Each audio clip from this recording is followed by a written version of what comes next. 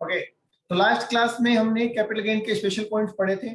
आज हमारे special points complete हो जाएंगे, तो हम देख लेते हैं। चलिए फिर हम चलेंगे एग्जामिशन की तरफ। ज्यादा नहीं बचा है, कैपिटल गेन का चैप्टर मुश्किल से 3-4 क्लास का और है, तो इसको कंप्लीट करते हैं फिर आगे चलते हैं। तो नेक्स्ट टॉपिक है हमारा डिस्ट्रीब्यूशन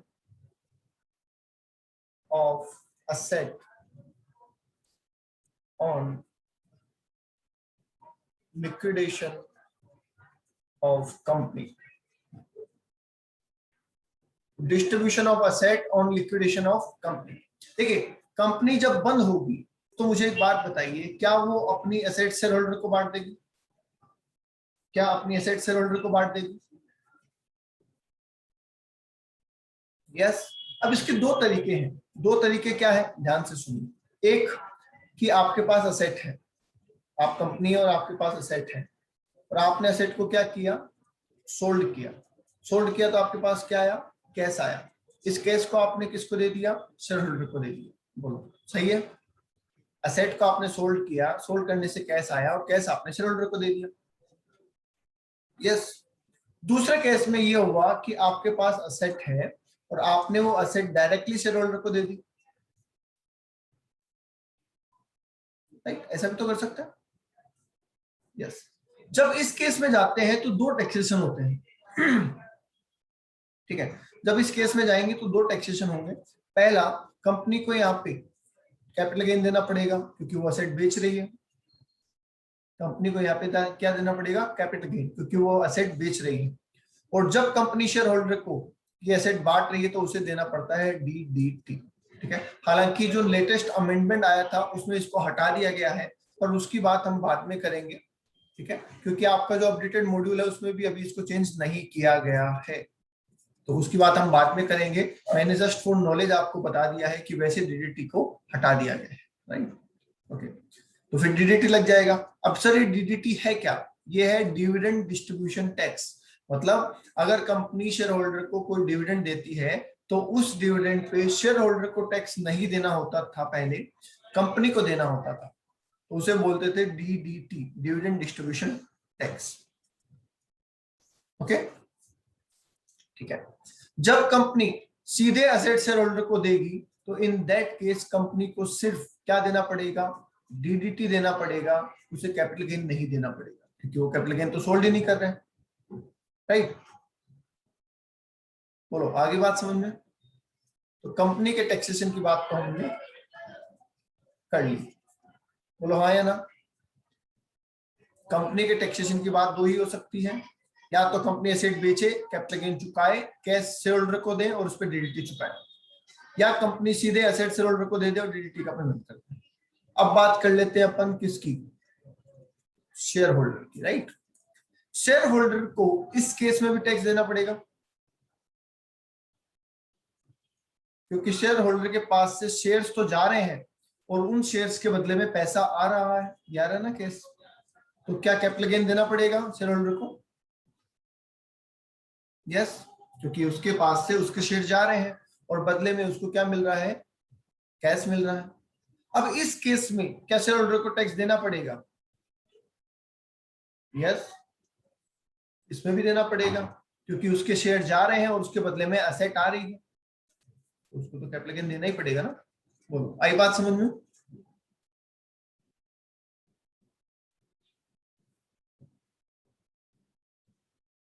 ओके। तो अब हम जो टैक्सेशन पढ़ रहे हैं वो किसका पढ़ रहे हैं? हम पढ़ रहे हैं बेटा शेयर होल्डर का taxation. Is that clear?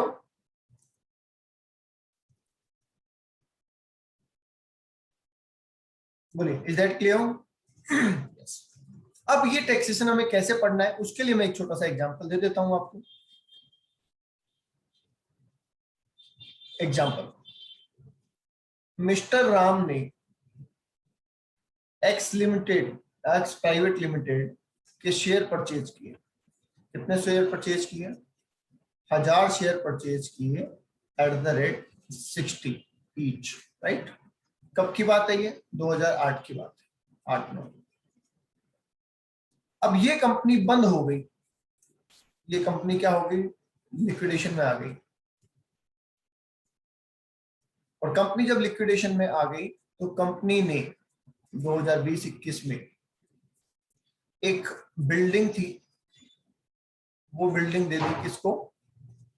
Mister Ram को, और कहा कि लो जी साहब अपना हिसाब बराबर, बदले में बिल्डिंग दे दी। ठीक है, अब सवाल यहाँ पे ये आता है कि मिस्टर राम के लिए यहाँ पे टैक्सेशन होगा या नहीं? पहले तो ये बताओ, मिस्टर राम के लिए टैक्सेशन होगा या नहीं होगा?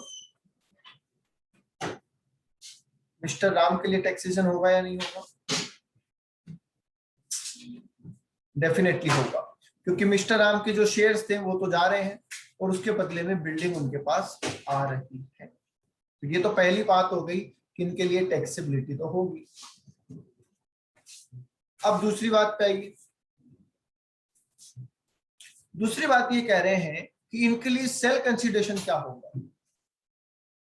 तो सेल कंसिडरेशन तो काइंड कंसिडरेशन मिल रहा है ना इनको, तो क्या इसकी मार्केट वैल्यू को सेल कंसिडरेशन मान लिया जाए?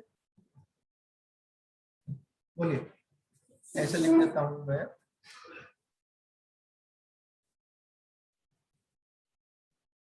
FMV of on date of distribution.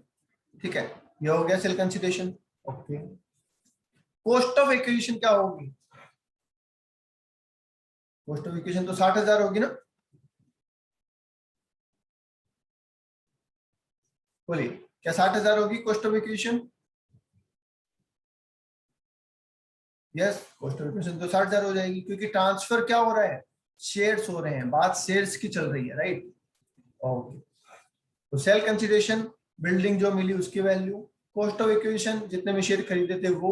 अब बात आ जाती है होल्डिंग पीरियड, ये हमारा सबसे इंपॉर्टेंट पॉइंट है। क्या कंपनी एक दिन में बंद हो जाती है? क्या कंपनी एक दिन में बंद हो जाती है? नहीं, कंपनी को बंद होने में टाइम लगता है। पहले तो कंपनी डिक्लेयर करती है, कंपनी ने 1 जून 2020 को डिक्लेयर किया कि हम कंपनी बंद करने जा रहे हैं। ठीक है, उन्होंने डेट ऑफ लिक्विडेशन बताई कि किस दिन बंद होगी, उन्होंने कहा 20 जून 2020 से कंपनी बंद हो जाएगी। ठीक है, और डेट ऑफ डिस्ट्रीब्यूशन आपको जो असेट दी गई वो कब की गई? 15 जुलाई 2020 को दी गई। तीनों पॉइंट क्लियर है? कितनी तारीख को कंपनी ने कहा कि हम कंपनी बंद करेंगे? 20 तारीख से। ठीक है, और आपकी जो असेट बांटी गई वो 15 जुलाई को दी गई। सवाल ये है कि आपके शेयर्स का जो होल्डिंग पीरियड है वो कहां से कहां तक रहेगा?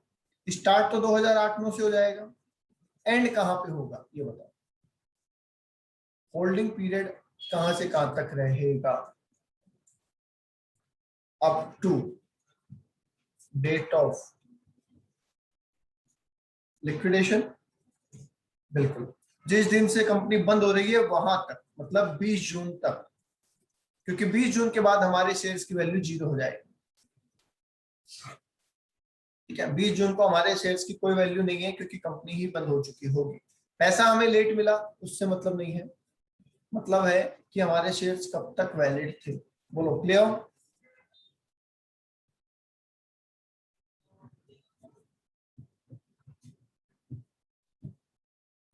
ठीक है, तो ये तो इसका पूरा एक एस्पेक्ट हो चुका है, ये तो इसका पूरा एक एस्पेक्ट हो चुका है। अब इसमें एक एस्पेक्ट और रहता है अलग से, पूरा ही कंप्लीटली अलग, तो उसको ध्यान से थोड़ा सा आप समझ लीजिए। ठीक है, इसका स्क्रीनशॉट लेना हो तो ले लो पहले, फिर मैं एकदम अलग जा रहा हूं उस चीज को समझाने के लिए।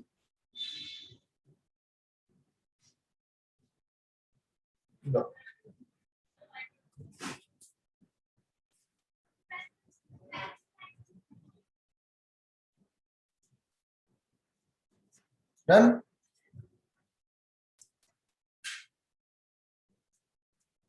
ठीक है, अब सुनिए एक और काम की बात, बड़ी इंपॉर्टेंट चीज है। आपने कहा कि अगर कंपनी अपने प्रॉफिट को, अगर कंपनी अपने प्रॉफिट को अपने शेयर होल्डर्स में बांटती है तो क्या हम उसे डिविडेंड नाम दें? बताइए, अगर कंपनी अपने प्रॉफिट को शेयर होल्डर्स में बांटती है, तो क्या हम उसे डिविडेंड नाम दें? यस, इसको डिविडेंड नाम देना चाहिए। और अगर इसे हम डिविडेंड नाम दें तो क्या इस पे डीडीटी लगना चाहिए, डिविडेंड डिस्ट्रीब्यूशन टैक्स। ठीक है, मैं अभी बात नहीं कर रहा हूं, जो मैंने कहा ना हट गया है उसको हटा के, उस प्रोविजन को कंसिडर नहीं कर रहे हैं फिलहाल हम। ठीक है, उसकी हम चर्चा बाद में करेंगे। ठीक है, तो कंपनी अगर प्रॉफिट अपने शेयर होल्डर को देती है तो वो प्रॉफिट डिविडेंड कहलाएगा, और डिविडेंड पे कंपनी को डिविडेंड डिस्ट्रीब्यूशन टैक्स देना पड़ेगा। ठीक है, जबकि ये डिविडेंड शेयर होल्डर के लिए एग्जम्प्ट होगा। राइट, बोलो यहां तक बात समझ में आ गई?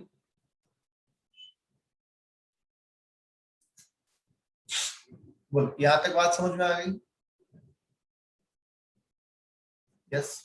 अब एक बात ध्यान से समझो, जब कंपनी बंद हो रही है, कंपनी बंद हो रही है और मान लीजिए उस दिन कंपनी के पास कुछ प्रॉफिट रखे हैं, जिस दिन कंपनी बंद हो रही है उस दिन कंपनी के बैलेंस शीट में कुछ प्रॉफिट पड़े हैं, तो जब असेट बटेगी तो क्या इनडायरेक्टली ये प्रॉफिट भी शेयर होल्डर तक पहुंचेगा?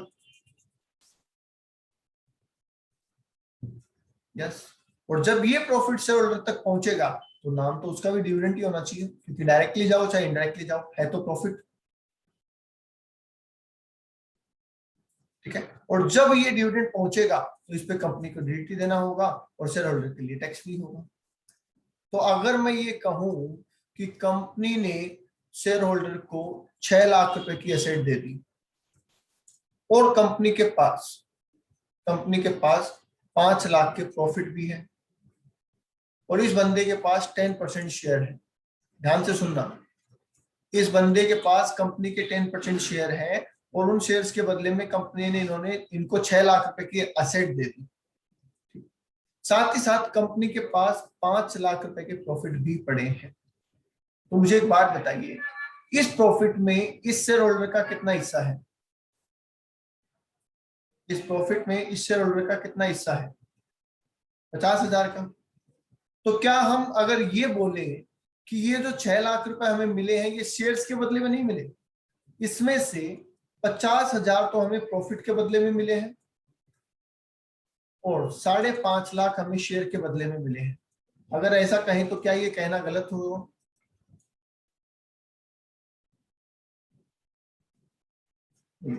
अगर हम ये कहें तो क्या ये कहना गलत होगा? नहीं, ये तो सही है। अब सही है, ये तो जाना चाहिए अदर सोर्स में और ये जाना चाहिए कैपिटल गेन में। राइट, तो बताओ सेल कंसिडरेशन क्या होगा, 6 लाख या 5,50,000? 6 लाख या 5,50,000? 5,50,000, बिल्कुल। तो ये जो अमाउंट आपने निकाला ना, इसे क्या बोलते हैं? इसे बोलते हैं डीम्ड डिविडेंड। इसे क्या बोलते हैं? Deemed dividend.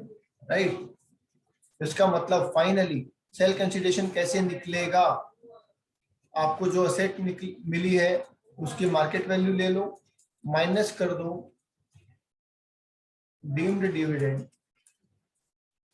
Under section 222C, जो बचेगा वो आपके लिए सेल कंसिडरेशन होगा। बोलो, इज इट क्लियर?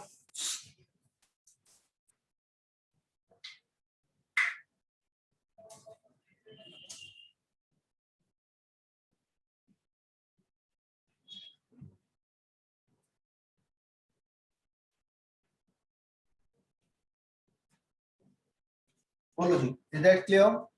लेकिन तब भी जब प्रॉफिट, हाँ प्रॉफिट है तभी की बात है ना। अगर हमारी बैलेंस शीट में प्रॉफिट ही नहीं है तो इसका मतलब हमें जो मिल रहा है क्या वो प्रॉफिट का हिस्सा हो सकता है? अगर मेरी बैलेंस शीट में प्रॉफिट है ही नहीं तो मुझे जो कुछ भी मिल रहा होगा वो तो शेयर्स के बदले मिल रहा होगा। यस, तो शेयर्स के बदले अगर मिल रहा है तो कैपिटल गेन में जाएगा, और अगर प्रॉफिट के बदले मिल रहा है तो उतना अमाउंट अदर सोर्स में और बाकी कैपिटल गेन में। यस, डीम डिविडेंड के सेक्शन 220, हाँ यस, डीम डिविडेंड के सेक्शन होते हैं 222A, 222B, C, D, E, F ऐसे होते हैं। बट हमारा जो ये है, इस कंडीशन में जो डिविडेंड मिलता है वो 222C में कवर होता है। 222C में कवर होता है। ओके, चलो आगे। Okay,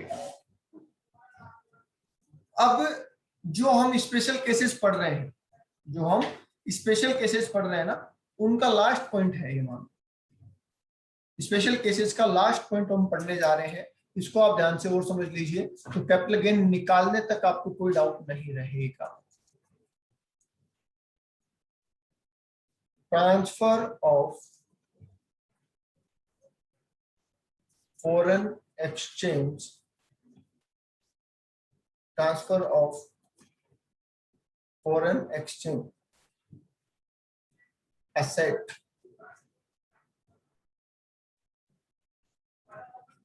acquired in foreign currency. Transfer of foreign exchange asset acquired in foreign currency, क्या मतलब है इसका, ये भी सुन लीजिए।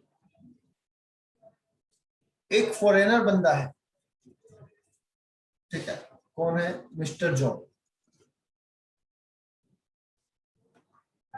ये फॉरेनर बंदा क्या करता है, फॉरेन करेंसी में इंडिया की सिक्योरिटीज परचेज करता है।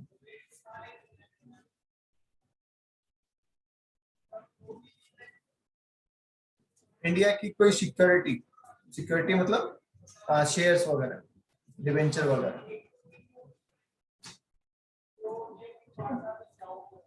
ऑफ इंडियन कंसर्न, ऐसे लिख देता हूं वरना आप कहीं और चले जाओगे। ठीक है, तो मिस्टर जॉन क्या करते हैं, securities of Indian concern bye करते हैं इंडिया से, और वो भी फॉरेन करेंसी के अंदर, मतलब डॉलर्स में परचेज करते हैं, राइट।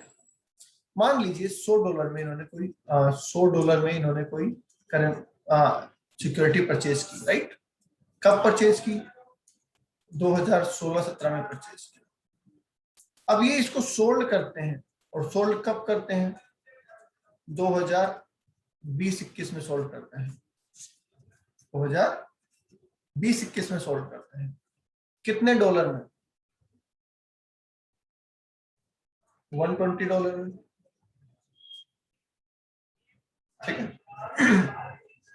ओके, अब अगर मैं इन पे $20 पे टैक्स चार्ज कर भी लूं, बोलो कैपिटल गेन $20 पे कर ले, बोलिए क्या कैपिटल गेन $20 पे चार्ज कर ले हम?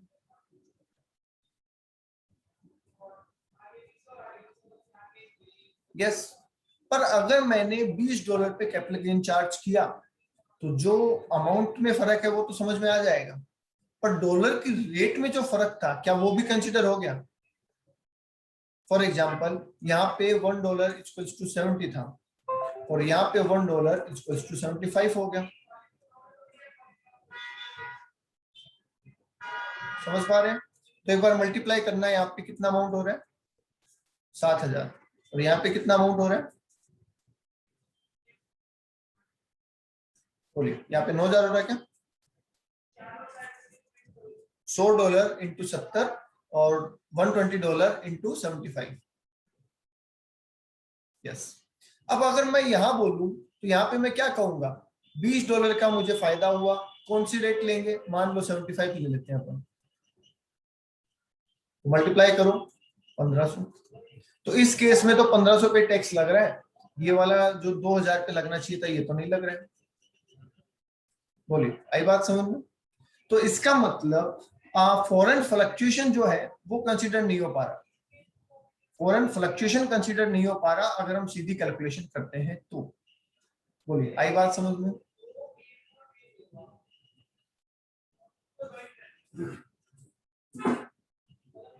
यस, तो हमें कुछ ऐसा तरीका लगाना पड़ेगा कि ये दोनों ही चीजें टैक्सेबल हो जाए। हमें कुछ ऐसा तरीका लगाना पड़ेगा कि ये दोनों ही चीजें, जो रेट बढ़ रही है वो भी, और जो फॉरेन फ्लक्चुएशन हो रहा है वो भी, दोनों ही चीजों पे टैक्स लग जाए। ओके, तो लॉजिक समझ गए आप? ओके, तो लॉजिक आप समझ गए, तो करने का तरीका देखते हैं। करने के तरीके में बोला गया आपको 2 स्टेप लगाने हैं। पहला step, calculate capital gain in foreign currency, चलेगा? Calculate capital gain in foreign currency, पहले पूरा कैपिटल गेन किसमें निकालो? फॉरेन करेंसी में। फिर कैलकुलेट फिर कन्वर्ट करेंगे आप,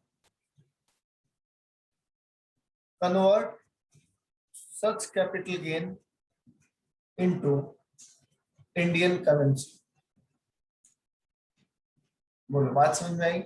पहले कहा फॉरेन करेंसी में कैपिटल गेन निकालो, और फिर कहा उस कैपिटल गेन को इंडियन करेंसी में कन्वर्ट कर दो। ओके, ठीक है।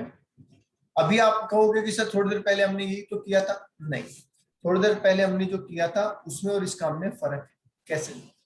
आपको जो इंफॉर्मेशन दे रखी होगी वो कुछ ऐसे दे रखी होगी, आपको sale consideration, cost of acquisition, transfer के खर्चे, ये सब दे रखे होंगे INR, इंडियन रुपीज में दे रखे होंगे।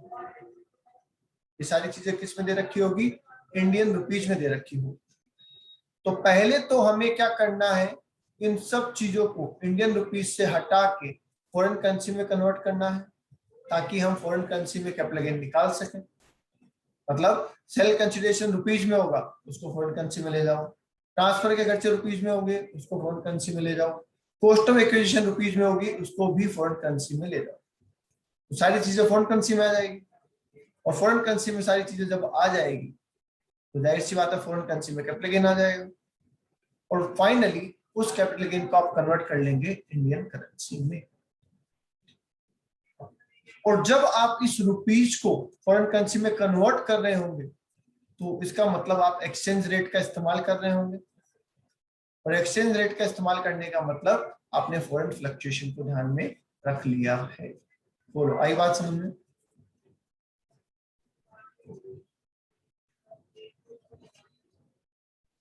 यस। अब समझिए कि फॉरेन करेंसी की जो रेट होती है वो किस तरीके से होती है। दो रेट आपको मिलती है हमेशा, एक बोलते हैं TTBR और एक बोलते हैं TTSR। TTBR का मतलब होता है टेलीग्राफिक ट्रांसफर बाइंग रेट,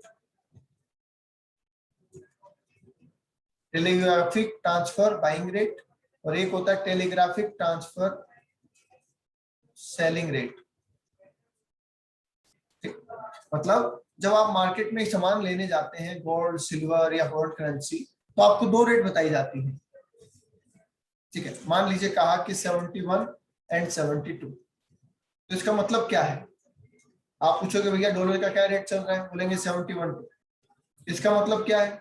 इसका मतलब ये है कि अगर आप बेचने आए हो, वो आपको बोल रहा है दुकानदार, क्या बोल रहा है, अगर आप बेचने आए हो तो हम 71 में खरीदने को तैयार हैं, मतलब ये हमारी बाइंग रेट है। ठीक है, और अगर आप खरीदने आए हो तो हम आपको 72 में बेचने को तैयार है, ये हमारी सेलिंग रेट है। बोलिए, आई बात समझ में? मतलब शॉप वाला आपको दो रेट बता रहा है कि हम इतने में खरीदने को बैठे हैं और इतने में बेचने को बैठे हैं, बताओ आपको क्या चाहिए। समझ गए दो रेट क्या होती है?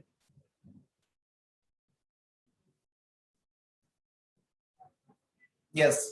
अगर आपको कहे कि सब एवरेज रेट चाहिए हमें, तो हमें एवरेज रेट चाहिए, तो क्या करोगे? TTBR प्लस TTSR अपॉन 2, हो गया काम। TTBR प्लस TTSR अपॉन 2 हो जाएगा काम।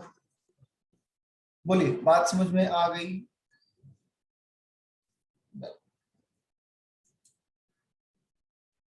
लास्ट पॉइंट इसका ये है, लास्ट पॉइंट इसका ये है कि सर कन्वर्ट तो हम कर लेंगे, क्या क्या कन्वर्ट करना है? पहले तो सेल कंसिडरेशन करना है। ठीक है, सेल कंसिडरेशन कर देंगे। फिर क्या करना है सर? फिर ट्रांसफर के खर्चे करने हैं। ठीक है, वो भी कर देंगे, तो ये आ जाएगा नेट सेल कंसिडरेशन। फिर कॉस्ट ऑफ एक्विजिशन को करना है, वो भी कर देंगे। पर सवाल है रेट कौन सी लें सर? बताओ, क्या सारी चीजें एक ही रेट से कन्वर्ट हो जाएगी, या फिर उस रेट से करें जिस दिन पैसा लगा है या आ रहा है? जो कन्वर्जन करें वो पर्टिकुलर डेट से करें या फिर एक कॉमन रेट से कर दें? कॉमन रेट से करेंगे तो कोई मतलब ही नहीं निकलेगा कन्वर्ट करने का। हमें तो उस दिन की रेट को ध्यान रखना है ना जिस दिन हमने वो काम किया था। बोलिए यस और नो। यस। तो सेल कंसिडरेशन को आप कौन सी रेट से ट्रांसफर करेंगे? Average rate on date of transfer. किससे करेंगे? Average rate on date of transfer से करेंगे। ट्रांसफर के खर्चों को किससे कन्वर्ट करेंगे? वो भी average rate on date of transfer. तो क्या डॉलर में आपके पास सेल कंसिडरेशन आ गया? क्या डॉलर में ट्रांसफर खर्चे आ गए? और क्या डॉलर में नेट सेल कंसिडरेशन आ गया? बता दो यहां तक।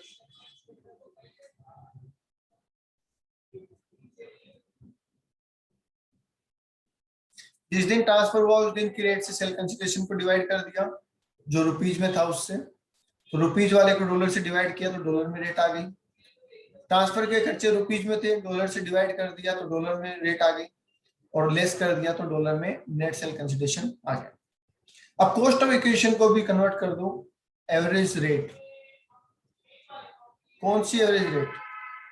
ऑन डेट ऑफ परचेज, जिस दिन आपने एसेट को परचेज किया था वो।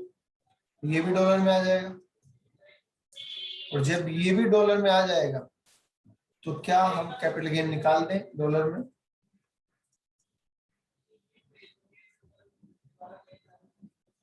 बोलिए, क्या कैपिटल गेन डॉलर में निकालने तक किसी की कोई डाउट आ रहा है?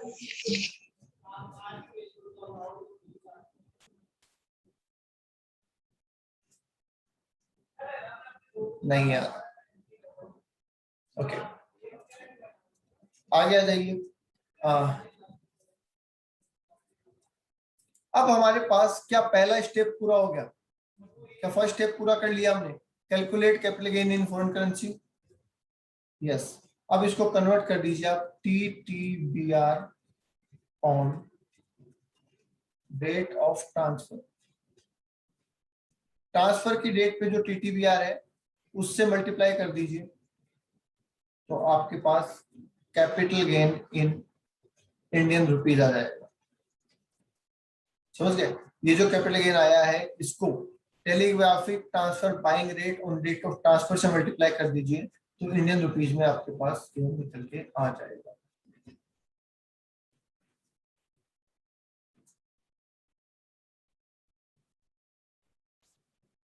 बोलो आगे बात समझ में?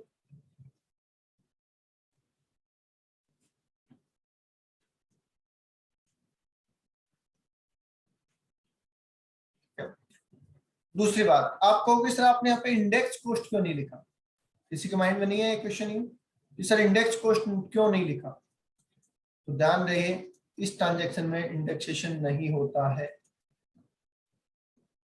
इस ट्रांजैक्शन में इंडेक्सेशन होता ही नहीं है, चाहे ये शॉर्ट टर्म हो और चाहे ये लॉन्ग टर्म। शॉर्ट टर्म में तो वैसे भी नहीं होता, लॉन्ग टर्म में भी नहीं होता है इंडेक्सेशन। बस पूरा कंसेप्ट आपके सामने है, चेक कर लो एक बार, कोई चीज पूछनी है तो पूछ दो।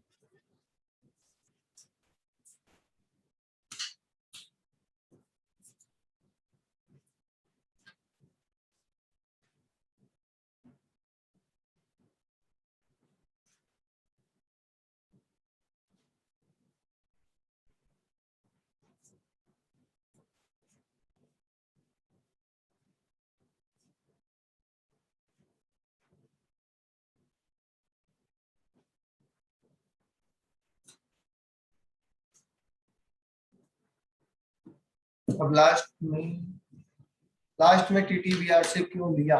क्योंकि हमारा माल तो उतने में बिकेगा ना। अगर मेरे पास इतने डॉलर है आज और मैं उससे पैसे में लेना चाहूँ तो मुझे तो उतने पैसे मिलेंगे ना। मेरे लिए तो पैसे की वैल्यू उतनी है।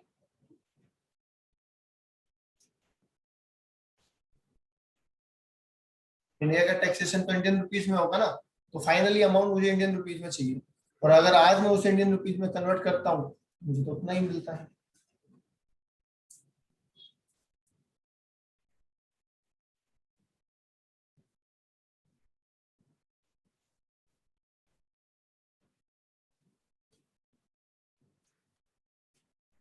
बोलिए एनी डाउट्स?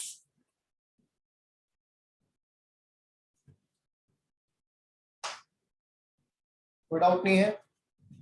चलिए, तो लास्ट पॉइंट लिख लीजिए आज का, और हमारा कैपिटल गेन निकालने तक का लास्ट पॉइंट आ चुका है।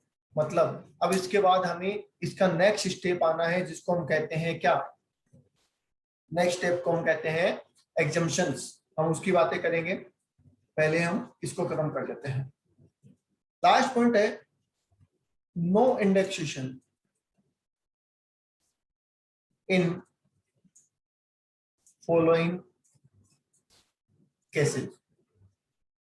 कुछ केस ऐसे हैं जहां पे इंडेक्सेशन नहीं किया जाता। कौन कौन से केस है भाई? आप बताइए, आपने भी पढ़े हुए हैं, मैंने आपको वैसे अलग अलग जगह पे बता दिया है, मैं यहाँ पे चाह रहा हूं उनको एक साथ लिख लें अपन। ऐसे कौन कौन से केस है जहां पे इंडेक्सेशन नहीं होता? इंटेंजिबल एसेट पे होता है। इंटेंजिबल एसेट पे तो होता है, किसने मना किया? इंटेंजिबल एसेट पे तो होता है बेटा। फॉरेन एक्सचेंज एसेट जो अभी अपन ने पढ़ा, transfer of foreign exchange asset bye non resident. Non resident के लिए है। यस प्राची बिल्कुल ठीक कह रहे हैं। स्लम सेल, स्लम सेल में नहीं होता है। और बताइए।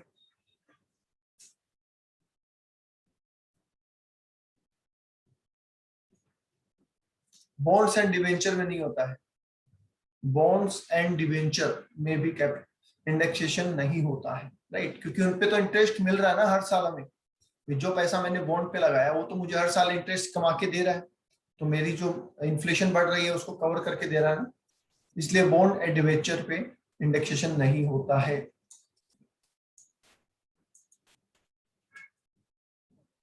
डेप्रिशिएबल एसेट, बोलिए, डेप्रिशिएबल एसेट पे होता है क्या?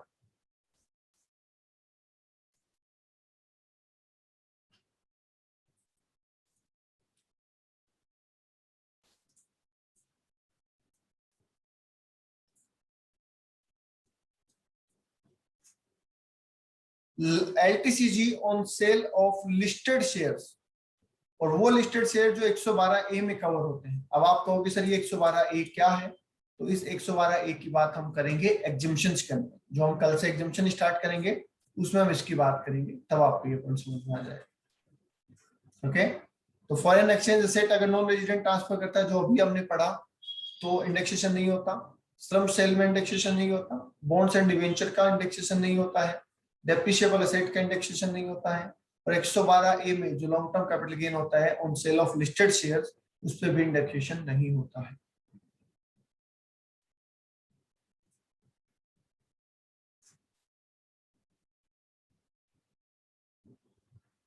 ओके, बोल दीजिए क्लियर है ये पॉइंट यहाँ तक? नॉर्मल शेयर्स में होता है, बिल्कुल होता है। जो इसमें कवर हो जाता है ना 112A में, उसमें नहीं होता। अब 112A में क्या कवर होता है वो अपन कल डिटेल में बात करेंगे। तो इन चीजों में इंडेक्सेशन नहीं होता है, ये आपको ध्यान रखना है। बता दीजिए यहां तक किसी के को डाउट नहीं है? चलिए, तो फिर आज के लिए इतना ही। थैंक यू, बाकी करेंगे कल।